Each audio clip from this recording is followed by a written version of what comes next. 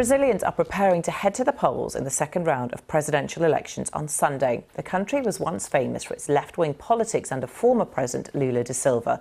But in the past few years, with Lula now in prison for corruption, dissatisfaction with his Workers' Party has seen many voters swing to the right.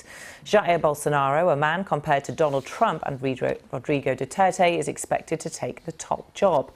Well, with me now is Aurelio Ruediger, the Director of Policy Analysis at Fundação Vargas, a think tank in Brazil. Welcome to you. Good to see you here on BBC World News. What's behind the popularity of this new man in Brazilian politics? Of course, he's been in politics for 20 years, but it's the first time standing as a presidential candidate. Well, we have to understand that Brazilian politics have been very harmed by corruption scandals during these last years, and a process of impeachment of the former President Dilma as well.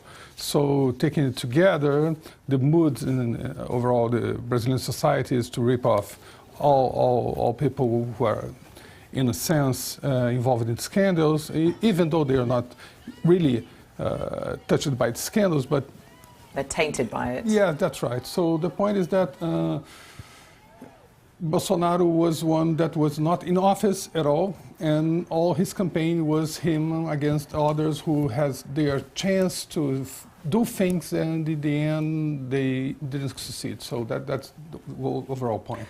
There are those who are questioning the use of fake news in this election, something that obviously we've seen the rise of in American politics and in European politics over the last few years.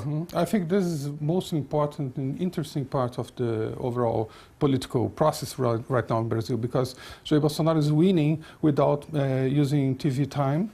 Without doing campaign on the streets. He was harmed in an attempt against his life, but after that, I mean, he's only used the web and Twitters and very powerful structure of WhatsApp that was really impacting the overall political environment. So are there those who are campaigning against that, who've brought that to the fore and are saying, actually, we need to combat this? Oh yes, but it's quite difficult to combat this kind of things. I think that the social platforms, I mean, for example, Twitter is trying to deal with the bots that are distorting, creating disinformation in the web. So this is problematic. But anyway, it's difficult to regulate, because in democracy you must have the right of speech. So what is the boundaries for that?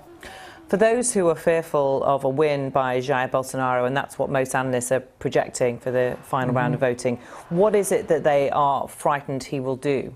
Well, in terms of the economy, he will try to deregulate a lot. Something that is maybe not so bad in terms of Brazil, but in terms of the social rights, that's the major concerns, and that is, I can see it's problematic, because given the social symmetry that we have in the country, a certain amount of welfare state is necessary. So what's going to be, no one knows for real. Okay, Aurelio Ruediger, thank you very much for giving us that analysis of the Brazilian election.